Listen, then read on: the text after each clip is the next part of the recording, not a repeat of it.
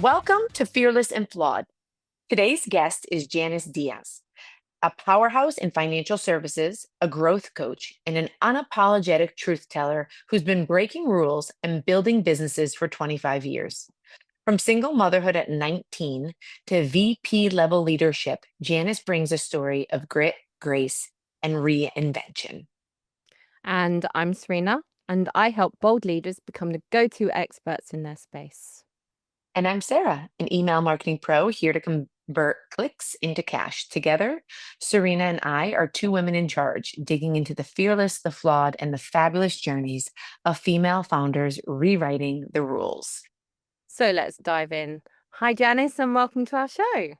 Thank you. Thank you for having me. So, you've had a wild journey up until this point, starting in finance by accident, raising a daughter at 19, and now coaching and consulting globally. Where does that fire come from? What spurred you on to take on so much here? Well, the fearlessness part pretty much came from the childhood, which is pretty much where any fuel I think comes for any of us. And so in my childhood, I had a divorce family at 7, and then my mother remarried and had 3 children pretty fast. And somewhere in between there, I was a young girl growing up without a dad, and there were issues around the family, and so I had to survive, different things, whether it was physical or mental. And so what I found for me was I developed this perfectionist attitude. And so I was great in school, and I was great at dance, and I was just great at everything to be great at something to feel, good.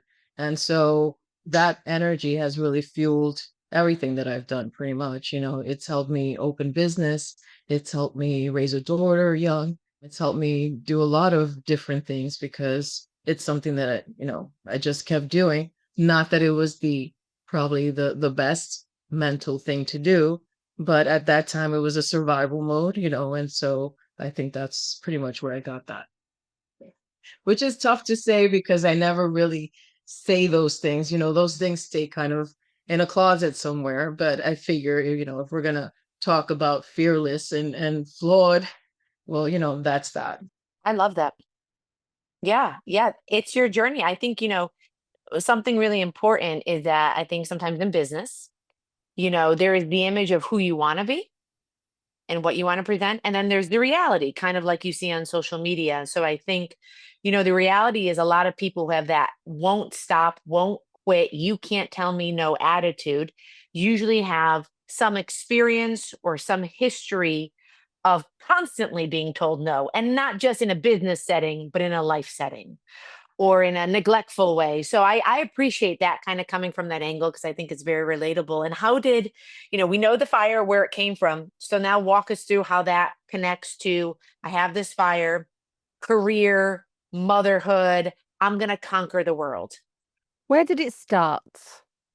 So it started fairly young. I was working on an ice cream truck at 11 years old, because by then I was like, all right, I need to be an adult because clearly those adults, have their thing going on. And so that I started working at 11 in New York, we have Mr. Softy. It's very well known. And so my uncle had a truck, and I was like, okay, I'll work here. And then my other uncle was a doctor. And so by 14, I was working in the office, answering phones and stuff. And then I had my daughter when I was a month shy of my 19th birthday. I stayed with her for about 2 years before I started working. And then I went to work at a laboratory. And at that laboratory, I was not a permanent employee, I was a temp.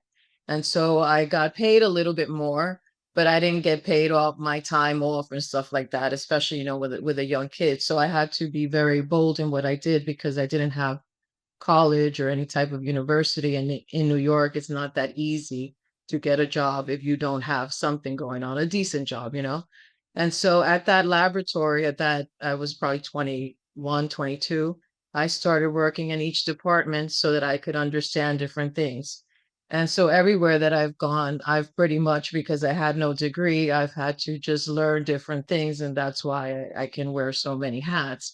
So the fuel really at that age was I had to support my daughter. And so I was also married at that age to someone who had a long history of addiction. And so I was married, but I also once again had to kind of be the man of the house, and make sure everything was taken care of. And so the only thing as usual that I could do was be really good at like school or my job so that I could keep going and keep going. And then this way, at least I was somebody in whatever disaster was going on. And I had to do that for my daughter, who, when she was a teenager, she was like, I didn't know any of that was going on. I was like, great. And I did my job because I didn't want you to know what was going on. But so that's where that comes from. I think it's just that you have to provide that support. Serious power there. I mean, this, I mean, a lot of us like moan about life situations and stuff, but you really kind of went through a lot young, was out of your control. So you controlled what you could and pushed through. And I think that shows so much grit there. Or you have to be lucky also. I think I was very lucky because I really had like two different types of family. And so I had a lot of support, and there may have been neglect in some areas, but there was a lot of support and a lot of push in academics and sports and things like that, things that I could excel at. I was in dance very young. And so by the time I was actually 5 years old, I had already done a show at the Beacon Theater in New York. And years later, I have a friend in TV, John Fugelsang, and he was performing somewhere, and he was like, you know what? Janice is actually the biggest star here because she's already done a big, venue. And I was like, that's so cool. You're like, here's a girl who went through so much, didn't have college, didn't really have, stuff.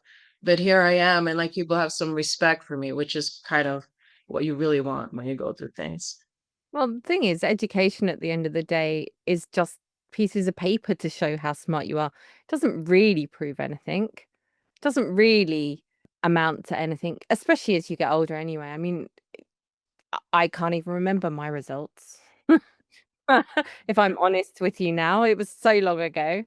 And it's now just history. And Right. But in places like New York, it matters when you want to work somewhere good well, because it's hard starting, isn't it? yes. It's hard getting your foot in the door. That's always the hardest move. I mean, I'm not New York, but I am London, so I get it. So how do you do that? I mean, I guess like so up to this point, like you're working these temp jobs, like I'm following the story, but where do you get your big moment? Like where it's like, hey, I gotta prove myself in a job, a career that has longevity that can get me. Because it sounds like up to this point, you're making it work, you're figuring it out, but you have the child care issue where it's like, I have this, this child. When do things start to come together where it's like, okay, I know I don't have a college degree, but I now have this title or this foot in the door to start proving myself? So I would say that when I realized it was probably just, I don't know, 15 years ago, but through everything that I was going through, I was already, working with CEOs, and I was already having different titles in financial services. And so I saw the movement. I was running the conference, which is a huge undertaking.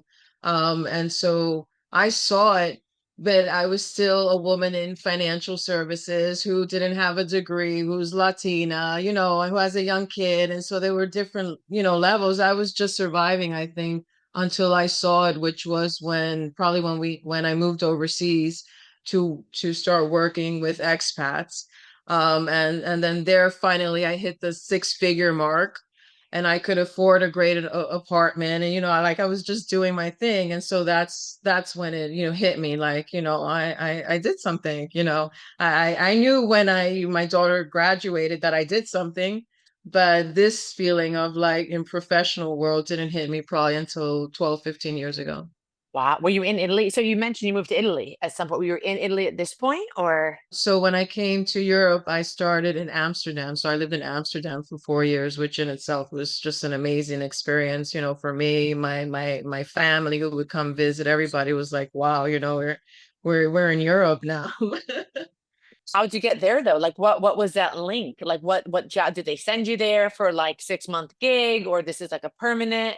So what happened was that when I got in financial services, I had met a really dear friend who's a friend of mine until now. And so that's almost 30 years. And he had a firm and he wanted to start servicing expats in Europe or around the world because the banks were closing the accounts for the Americans and FATCA and FBAR and everything that was coming up. And he was like, there's an opportunity. Now, we were in the middle of a great opportunity in the States because I was working with law enforcement there, meaning I had great relationships around the country with union presidents and, just a lot of different people. And so that was our thing there. And in the middle of that, he was like, there's a bigger opportunity out there. And so I said, I'm living in Miami, I'm driving the nice car, I have the nice place. Well, what's on the table? Clearly, I want to move, but I don't want to just move for a year. I want to go. And so, okay, we'll bump you up to here, we'll move you, and we're definitely doing, 3, 5 years, 10, whatever it's going to take. And so when we got there, I started building out financial education, marketing for expats. And through that, we were able to generate a lot of different relationships and clients. And then I started meeting more advisors and presidents of networks. And then it was like, boom, my network just grew across the globe. And so then I was like, okay, like, I'm good. But after being with that firm in Amsterdam for 4 years, they broke up, sort of. And so it kind of left us all wondering what we were going to do next. And so then I looked back at everything that I had done and I said, well, I'm a consultant because if I'm having a conversation with somebody and I'm seeing it from here, no disrespect, but I'm a consultant. And so, it's taken a while to really feel like that because I was also, because of my history, used to just saying, okay, whatever you need and just going all in. And, and it took a while for me to earn my respect also as a consultant because I won't work with certain clients and I won't do certain things that I had to do before just to keep moving around, up the ladder. Wow. So it sounds like you kind of created this momentum, you created this network, and then you threw the expat thing into it, which I want to touch on, right? Because like now you have these financial services.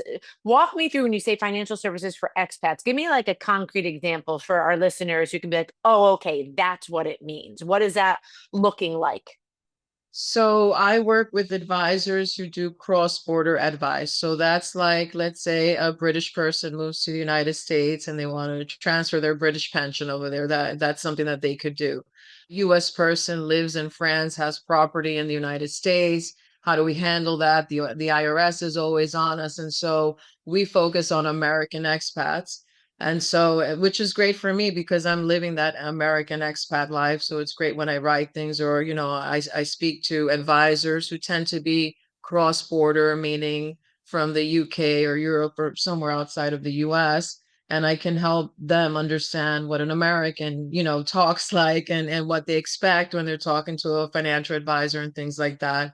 And I've built a lot of financial education, and so that means that we're servicing Americans overseas or expats in the United States because of their tax issues and all their cross-border issues. So I do the marketing and the business development and the MarTech for the advisors. I'm not an advisor though. So what stories you got for, okay, I feel like this is like a really juicy, right? This is where we're like there's a lot of travel going on. There's a lot of expat situation. This is a very common theme we have with a lot of our guests. In the current environment. Right, right. So like, have you noticed anything like, in your experience dealing with, especially you said American expats, just, I know business wise what you've been doing, but is there some personal growth? Were there some aha moments, some like cultural clashes of like, well, hey, yes, I'm American, but you're coming in very one-sided American. That's not how they do things here. Like, did that cause a little bit of conflict within yourself? Because you're like, like, who do I defend? Did the Americans have a point, but the European? Tell us, walk us through that drama. Perfect example is a year or two into being in Amsterdam. And the Dutch are kind of like New Yorkers, no wonder, with our history, but they're very bold and then, and so it was Trump against Hillary.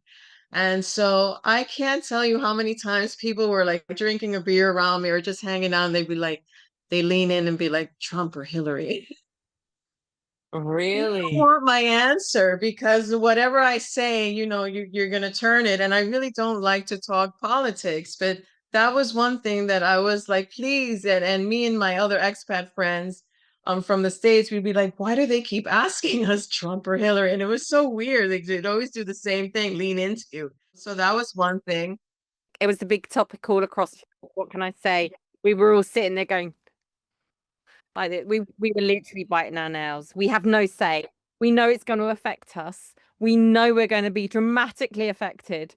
So yeah, I mean, Wow. So you were like the voice of it. And like, what about like moving? You said you were in Amsterdam for 5 years, like, right? 5 years, am I wrong? And then you moved to Italy like 4 years. Yeah. What's the work Then I moved to environment? Cyprus after that must that. be Yeah. 3 massive culture changes there. Wow. And then I lived in a very small Greek village, and there was like four of us, but my olive oil came from the village and my eggs came from the village. Now, here's a girl from New York City. I'm like, this is cool. But then after 2.5 years, I was like, this is retirement life. I want to get up and go. What I forgot to tell you in the beginning was that I went to 5 different elementary schools because my mom and dad were always kind of breaking up. And so we'd move out and stuff. And so by nature, I like to move around a lot. And jump into different experiences. And so, yeah, I went from, Dutch to trying to learn Greek and just, the food and everything. And it was just great. I was on the Greek side of Cyprus. And then I ended up in Italy.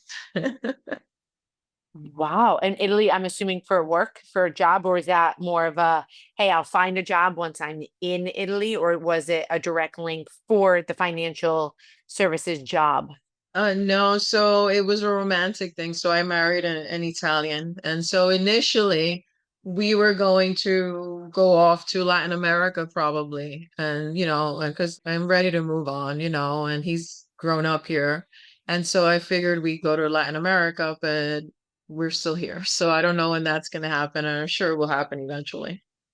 Wow. I mean, I feel like this is, you've dabbled a little bit, right? Or a lot, I should say, in these different locations and these different cultures. How has that affected your work? How is that like the work style, the what success looks like, the pressure you put on yourself? Has it increased with depending on the culture? Has it decreased? You're in Europe now. What is, yeah, I mean, I just want, right? Because it's like not just a physical change. You've been to all these different places. And Amsterdam, the Dutch are very different from the Italians, right? Maybe in terms of like a work mentality. Maybe not. Yeah, yeah, actually hugely different. Yeah, I was trying to keep it borderline and hugely extreme. Well, I was fortunate that before COVID, before it became normal to actually be working remote, I was already working remote for the firm because I was traveling to different states when I was in the United States. And so I was remote. And so I have a real remote ethic, of how I do things. I've loosened up over the years also because I was very, like my daughter would come visit from New York to Amsterdam and I'd be working and she'd be sitting there. She's like, you're still on the phone. Like it'd be 8 o'clock at night. Well, I'm VP, so I have to do this. And she's like, when are you going to talk to me? And so it did affect her in her teenage years for sure. But wherever we've gone, I try to embrace the culture like the Netherlands. Like I'd walk every day and stuff. Here I don't do that as much, but over there I was like I'd work and then I'd go outside and I'd come home, 11, 12 o'clock at night. And so it was a complete full day. In Cyprus was a lot more relaxed, but I had my home office and I just did what I had to do. And Italy's the same, but here by 5 o'clock you're already got your little wine in your hand and everything's good. Is that what does success look like? I mean, ultimately, or has that not changed from that girl who was like searching for that place of like, I want to be the best, I want to be great at something. Has that shifted into just like, I want to just have the glass of wine at 5 p.m.? Or is it like, how does that look? Because I find in general, more is not necessarily the goal in Europe. It's more balanced, but not necessarily more work, more money. Right. So being in this business, I've been around so much and in so many different cities and beautiful places. For me, success is just not being in debt, and that's number one. And number, because that gives you your freedom and really just a simple life, for me, because I've lived in the city, I've lived in the village. And so somewhere in between, I don't like to work really on Fridays or maybe just do my admin stuff or whatever. Like I want to have my four day a week, even though I'm already working on a Sunday probably. And if you ask my husband, he says I'm working all the time, but everything's work when you work for yourself, right? So for me, it's like having a garden, being able to grow some stuff, kind of like I did in Cyprus, but being able to have the movement as well, and being able to go to a city when I want. So I don't know, maybe like an Italian village would probably be perfect. Or I'd go live in Latin America on the beach and, wait for the tsunami to take us. Yeah, well, minus the tsunami, I was on board. Minus the tsunami, I was all on board. Then you said natural disaster, and I said, "Get me out of here." But I feel like Serena. I was looking at you while I feel like we were both on board, right? Especially you. You work, you have your own business. Serena, you and I talk a lot about like when we used to work together. Especially, I no longer own my own business, but Serena does, and you know, you never were off the clock. You were always were, and Janice is saying the same thing. Like you want more freedom, but you don't actually have more freedom. Yeah, absolutely. It's that catch, isn't it? I mean, where do we find that freedom?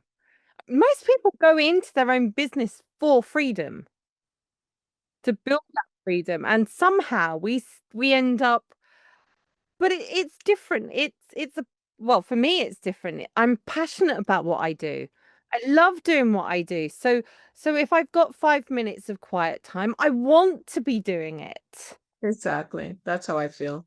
Yeah, because now it's not just about financial services. Now, since I've become a consultant, now it's more about coaching advisors or getting the CEO who's an advisor and doesn't know how to manage a business or scale, get them to that CEO level.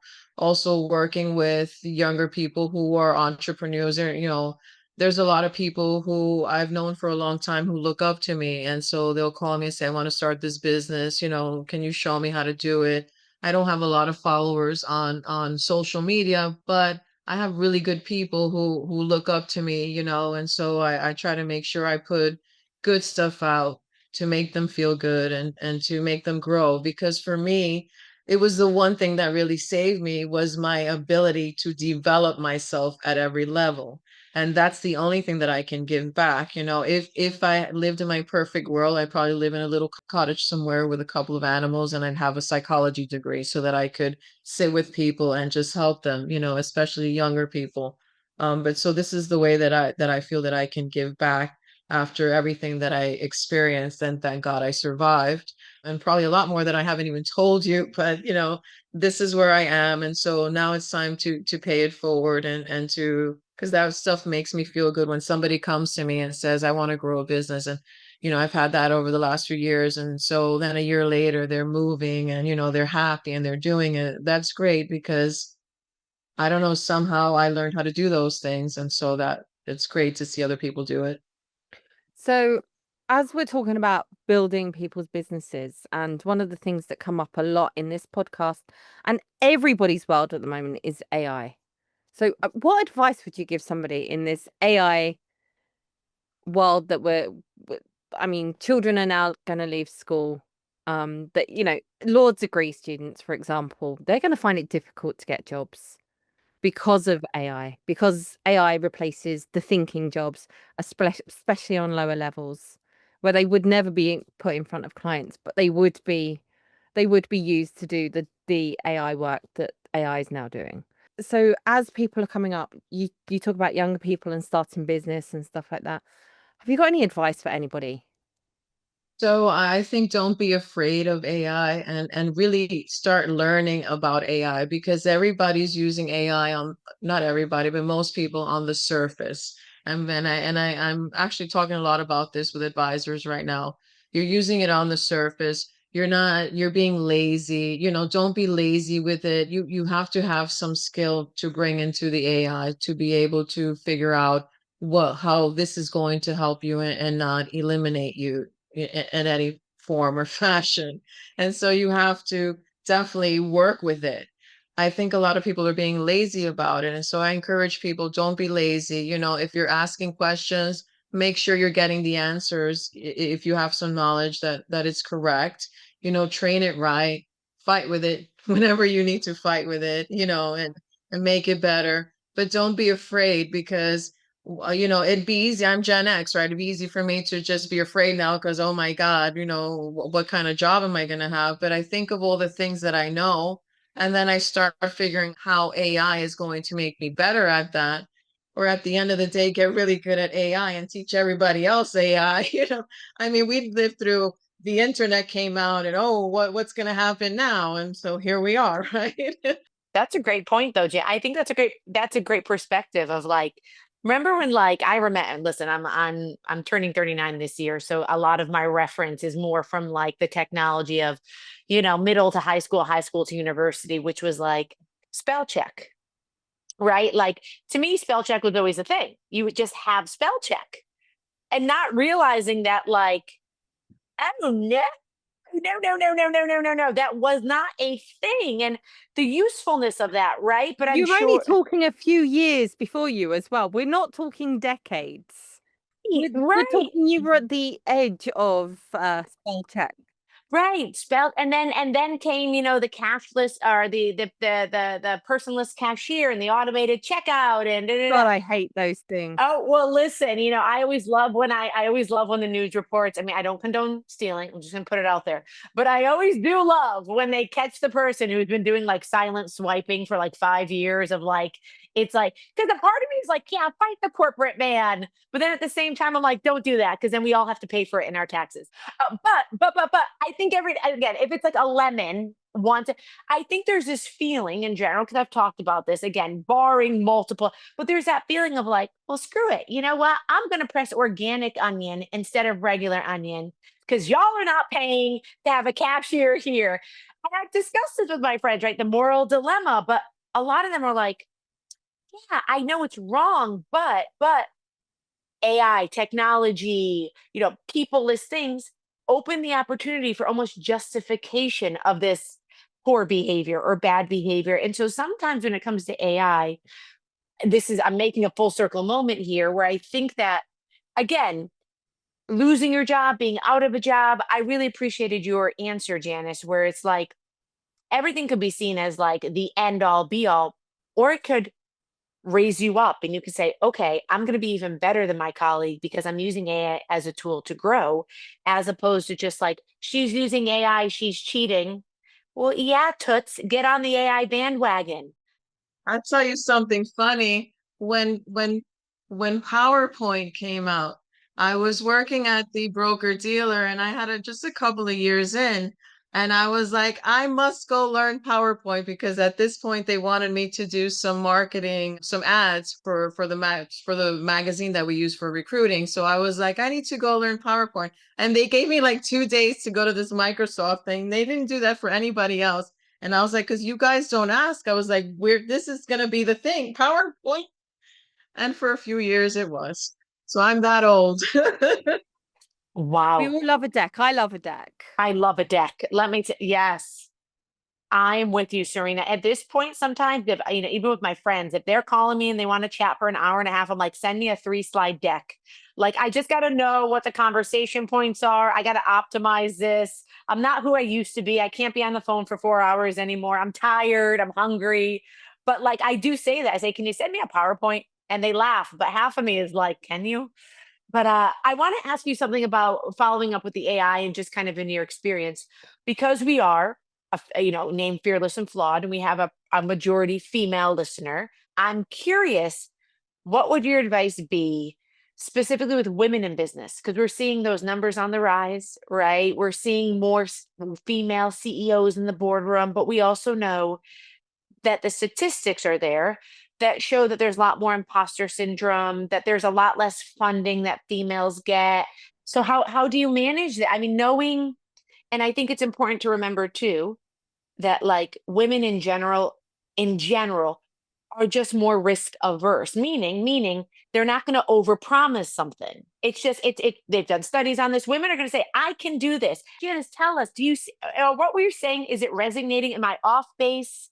Because poke holes in it. If I'm just talking out of my, out of nowhere, tell me. No, I think with AI, to me, it's no different than when the internet came out or when PowerPoint came out, whatever was coming out and we had to learn and things.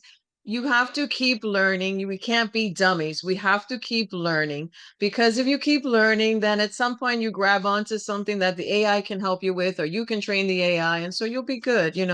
Oh, we are always, I hope not always because I have a daughter, but it's always going to be hard for us women, at least for the next 20, 30 years to move up because that's how this world is built.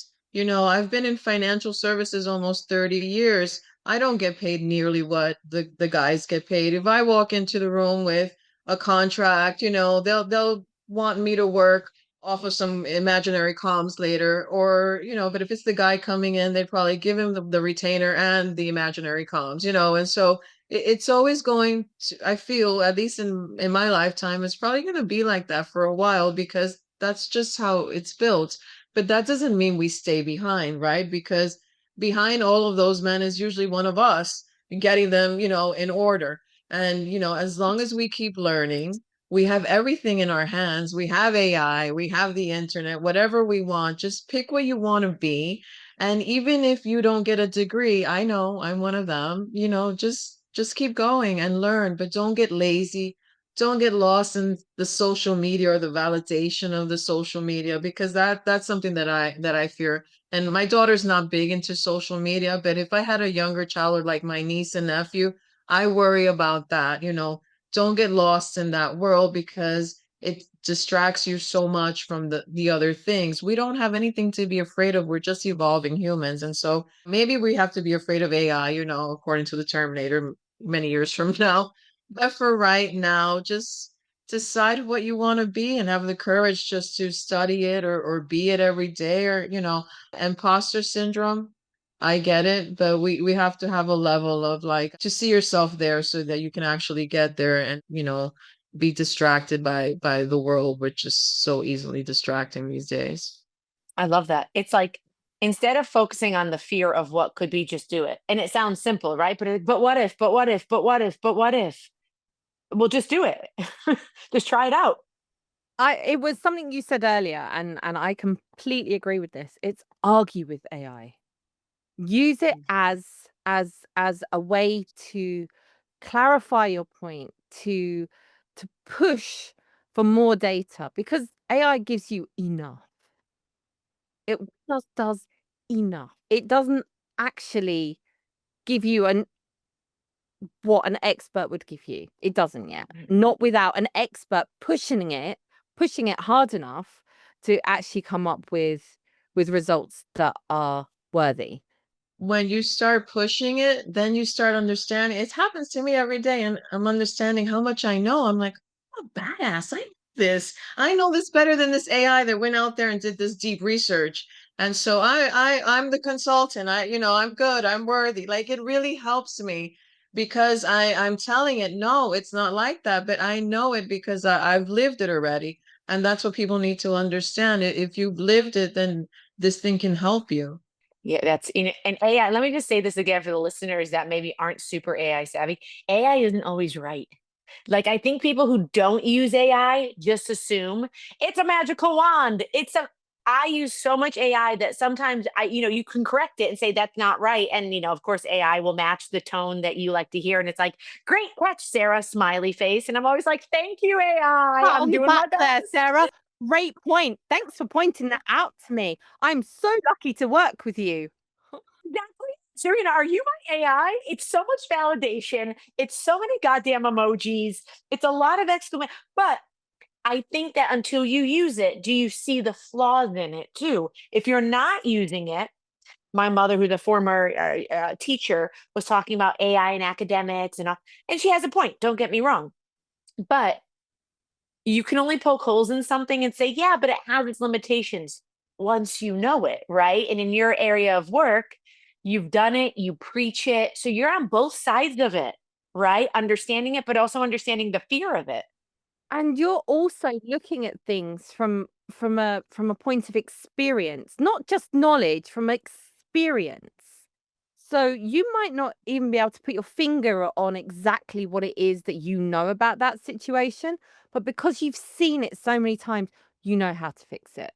You know how to work around it and stuff, which is AI is only as good as the data that you give it. And you've mentioned a ton of times. I've noted this. So for whatever it's, you've noted it. You've said about 3 times. I am the consultant, which I love. Like and I don't know if that's intentional, if it's just a no, but I am the expert. With consultants comes experience. With experience comes intelligence and wisdom. So like I think it's less about what you say, but how you say it. Like, hey, I'm the consultant. No, I'm not going to do this for free. And a full-on degree in life and work. Exactly. Exactly. But I think that's powerful for women to hear is that, well, do you ever feel like no one's going to knock on your door and say, okay, here's your consultant, diploma. You can now say it proudly. You have to believe it. We said, what, 20 years, 30 years? Like that has to be worth something in terms of, confidence of it. And that's something that you said 15 years ago, you started really like understanding, like, I got this, but it takes time. Right. But it's taken me a little time to say I'm the consultant and to ask for my worth, because in this business with so many men, you're so used to just getting, whatever they feel is okay or good. And, they treat you right. I'm not going to say that I've been mistreated all the time. There are shenanigans. It is a male-driven world, financial services, but it's, you just have to keep going and you have to keep doing your thing. That's like the realest answer. I love that. Snap, snap, snap it out. Snap it out. So we're at the point in the podcast here where we look at we're gonna throw you a curveball here. So at the end of each episode, we ask our guest to ask a question for the next guest. And I'm now going to give you that question for you to answer. And then you have to give us a new question for our next guest next week. So, if you could invite anyone to dinner, not a member of your family, dead or alive, who would you meet? Okay, I know this is gonna sound weird and probably typical, but I want to meet Jesus only because I grew up in a very Catholic family and I went around the world and stopped being Catholic, was almost a Jew, spent some time as a Muslim, and I'd just like to talk to Jesus so I can get it straight. That's my answer. That's, can I just say, is a fantastic answer with a fantastic backstory. I said in the last podcast when this question came up, I wanted to meet the lead singer of Queen, Freddie Mercury. Oh, I And want to you're meet him out too. here. No, girl, Jesus is Well, because this one thing has really taken me in so many directions that if I could just talk to him and just kind of ask my things, then I like I said, I've been in different religions or married to someone who was of another faith, and so I've been around it and kind of turned my back on Catholicism because of my childhood. Because when I was young, I was the honorary Catholic in the family, which meant that no matter what was happening, I had to go to church and represent the family on Sundays, And so that was, that's something that I would really just kind of like to understand why I've been around so many places and understood so many things. Can I be super nosy? What would you serve him to eat? Because if he's coming over for dinner, Wine, right? fish, and bread. The Mediterranean diet. Would there be? I guess, but Italian fish. I'm assuming you'd add a little. See, he'd be like, Janice, you brought me back for the same thing I was eating. Janice, give me a tiramisu. You've got to wine and dine him. Oh my gosh, I love that answer though. In all seriousness, I love it. What would you? You have no idea who our next podcast guest is, so that's kind of the fun of it too. And this can be a question about work, about experience, about childhood, about chocolate or vanilla ice cream, which one do you prefer? What would you ask guest X next time, whoever they may be? So if you could go back in time, what is the one thing that you would absolutely change in your life, I think? I know we want to live with no regrets, but there's always something that you can say, If I could go back, I'd probably just do that," or not they do that one thing different, but make that one thing different. That one situation be different. Oof. Yeah, I mean, I'm looking at Serena's face and she's pondering Yeah, I'm like, wondering. I'm thinking of all those. Have you ever heard the term sliding door moments? I love that phrase. That moment where your life has a pinnacle moment and you go a direction and you know it's that point. Just wondering, hmm, Well, I'll that's tell you where one my of my moments. So before I moved to Florida, because I raised my daughter in Florida, but in 2000, I went to a job interview at the World Trade Center. And in New York, we have a habit of wearing our sneakers when we're on the train. And so I left the lab that I was working at temp and I went to the bank for the interview. And the only reason I didn't get that job in 2000 was because I had my sneakers on. Imagine I would have been working there at that place. wow. the sliding door moment for sure. Yeah, that's huge. So between the Jesus answer and that, you set the bar really freaking Mhm. high, Janice. Snap it out for Janice having some of the best answers and best questions in the history of Fearless and Flawed. But that's wow. Yeah, because the sneakers are a thing. Like, yeah, yeah, you just put on your sneakers and go. And they said, no, Janice, that like it Yeah, they was were like, she not was perfect. good, but the sneakers. And I was like, I forgot my shoes. My God, Janice, you've just been a ball. Like she keeps pulling out new experiences, right, Serena? And you're like, Jesus was watching her. She doesn't need to go for dinner.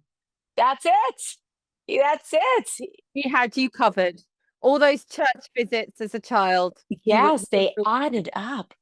I really appreciate you guys asking me to be on. It's really been an amazing opening experience for me because I tend to be kind of shut off. And like I'll post things and it sounds like I'm very, out loud, but I'm super shy, really inherently shy. And so this has helped a lot. Yeah, I mean, listen, I think that what we find in this experience in life, but particularly in the podcast, is that again, sometimes who we project ourselves to be. I'm loud, I'm this, I'm that, but I also have a side. I'm sensitive, I'm quiet, I enjoy my solitude. I enjoy being alone. And so you're multifaceted, and I think really diving into that is like I can be all these things, but the one thing I think we can all agree on it's setting, it's ambiance, right? I can be the fun person if I'm around the fun people. But, put me in I don't know, a boardroom with just 50 suits looking at me and I can't, I don't know what to work with. So I think to your point, a lot of success or a lot of being yourself is feeling comfortable. And hopefully we give that to you. And hopefully it sounds like you give that to people who come to you for guidance and for self-development. So I think it all kind of is a full circle moment, right? Where can people find you, If someone's listening and they're like, I want to learn more about what Janice does. I think this is so cool. Her story is so relatable. Do they find you on LinkedIn? Do they got to fly to Italy to a small town? Where the hell is Janice? How do we find her in this big world? Well, you can always find me on LinkedIn, Janice Diaz. I'm strategist coach on Instagram and on Facebook. I have the same thing, growth strategist coach. And my website is growthstrategistcoach.com. And that's really where I want to be found because, that I think that's where it's at with the helping people. Yeah. I mean, that whole full circle moment of developing others and giving back at growth strategist. Is there an underscore there? We'll have it on the website as well. But is it one word at growth strategist? So growthstrategistcoach.com is the website. And then on Instagram, I'm just strategist coach.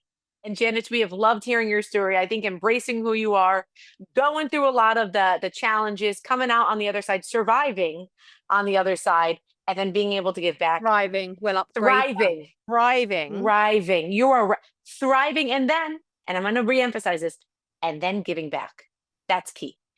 Thriving and then giving back. Because a lot of people thrive and That's go, what no one helped matters. me. That's what matters. And you're doing it. So thank you for sharing your Thank story, you. Janice. Thank you. Thank you for having this podcast. It's wonderful to be here. Thank you.